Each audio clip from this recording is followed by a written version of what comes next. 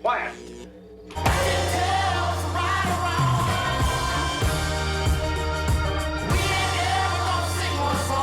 Hello everyone, welcome to session 13 of LTEC 676. In today's session, we're going to wrap up theme 4 by focusing on Meryl Alpers' book, Giving Voice.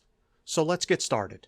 We'll begin by spending a little bit of time talking about augmentative and alternative communication. And of course, this is part of what we should know as educators thinking about the role of educational technology in education and society. So what is meant by augmentative and alternative communication technologies? Well, first, let's start by defining the category as communication systems, strategies, and tools that replace or supplement natural speech. These systems, strategies, and tools support people who have difficulties communicating using speech. Augmentative communication is when people supplement or add to their speech with something such as sign symbols or a letterboard in order to make their message clearer for the listener. In contrast, alternative communication is for people who are not able to speak or their speech is not understandable even when they add something to it. In these cases, they need a different way to communicate. So what are the benefits of augmentative and alternative communication? In general, when a person cannot speak, giving them a tool or a strategy to communicate their thoughts, ideas, and desires is really a powerful form of enabling their communication. Some of the benefits made possible by AAC's systems, strategies, and tools include stronger friendships and deeper relationships, increased autonomy and decision-making, increased independence, more respect from others, more employment and volunteer opportunities, as well as improved physical and mental health. Now let's take a look at some of the technologies related to augmentative and alternative communication. One of the examples referenced in Alpers' book, of course, is Proloquo, or Proloquo for Text, which you can see here. Proloquo for Text is an app for Apple's iOS and their iPad technology. This particular software is developed by Assistiveware, and you can see their description of the product on the left. In general, this software is a way of using text to create speech. Off to the right-hand side, you can see the interface and how the software uses sentence prediction. Users can actually type in words, and they also have quick talk buttons to help users find quick answers to things. Importantly, this is software that's designed for people who can already write. Interestingly, this app is pretty expensive. It currently sells for $119. Now, Assistiveware creates another product that is a symbol-based AAC. This is for people who don't necessarily have language skills yet. This particular app we're seeing now is called Proloquo to Go, and it's symbol-based, meaning users don't have to be able to read and write. They can use the pictures on the interface in order to create sentences and to communicate with others. You can see here, if you look closely at the screenshot, the squares or cards that are in orange are pronouns such as I or you, and the pink cards are verbs such as do or want. The ones in green are prepositions such as to or in or out. Using these cards, individuals can type out sentences, and the application will then synthesize those sentences into speech. So let's take a look at an example of an individual named Ruby and how she has used and benefited from Proloquo to Go.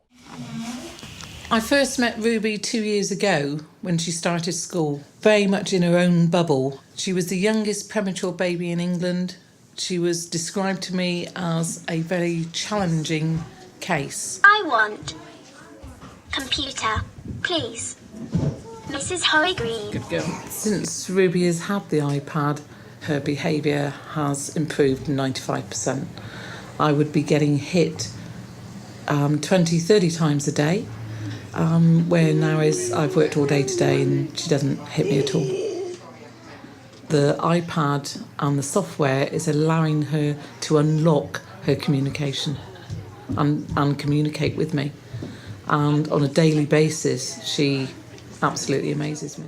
So you might be thinking, well, why are we talking about AACs? Of course, this has to do with equity in education, which has been one of our primary topics this semester. And we know that there are two dimensions to equity and education. First, we have the fairness dimension, ensuring that personal and social circumstances are not obstacles to achieving educational potential. And obviously, people like Ruby, who can't communicate normally, or at least struggle to, have personal circumstances that should not be an obstacle to her achieving her educational potential. The second dimension of equity is inclusion, which is concerned with ensuring a basic minimum standard of education for all members of society. And we've already talked about that technology has a role in enabling fairness and inclusion. Now let's take a look at some of Alpers' findings in giving voice. So what did she set out to do? Well, she's really talking about looking at technology through the lens of disability. Now, a few weeks ago, we talked about the technology hype cycle as defined by Gartner. I mention this because I would argue that Alpers' in-depth qualitative analysis is sort of an antidote to the peaks and valleys documented in the technology hype cycle. Her work is a counterbalance to the peak of inflated expectations and the trough of a disillusionment. Alper is really going much slower. She's going deeper and trying to give us a more nuanced analysis of the role of communication technologies as seen through the lens of disability.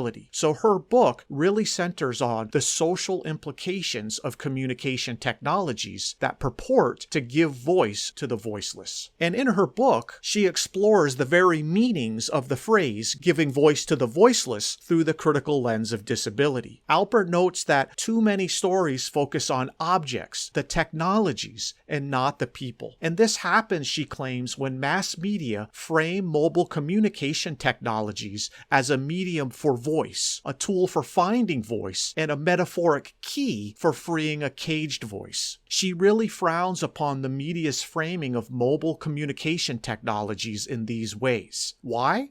Well, she argues that such language focuses on the objects, the technologies, and not the people themselves. And as a result, this leads to oversimplification that really leaves people out of the equation. And that's really dangerous when thinking about equity in education. She also notes that technological tools may selectively amplify voices within and across various publics and audiences, and that their existence does not automatically call into question a status quo of structural inequality. In other words, she recognizes these tools can amplify voices in different spaces, but that there's a danger that the mere existence of such technologies with a few select voices doesn't necessarily call into question the structural inequalities that we've been talking about this semester. What Alper's book is doing is questioning utopian visions of technology, and that's important to us in our thinking about the dimensions of equity. The question or questions that Alper sets out to answer is, how do parents manage their child's use of hardware and software, as well as the other communication technologies? And how do they incorporate media into their family's daily life, at home, on the go, and in the community? That's really what she wanted to get to know. She was sick of headlines and mass media oversimplification. So what are some of the things that she found? Well, she found that parents were united by the label of special needs parents, but at the same time, they were divided by social class. She also found that technology itself did not give voice, and that the term voice is an overused and imprecise metaphor, one that abstracts, obscures, and oversimplifies the human experience of disability. So as folks interested in the role of educational technology in education, we have to keep in mind that using the word voice might obscure or oversimplify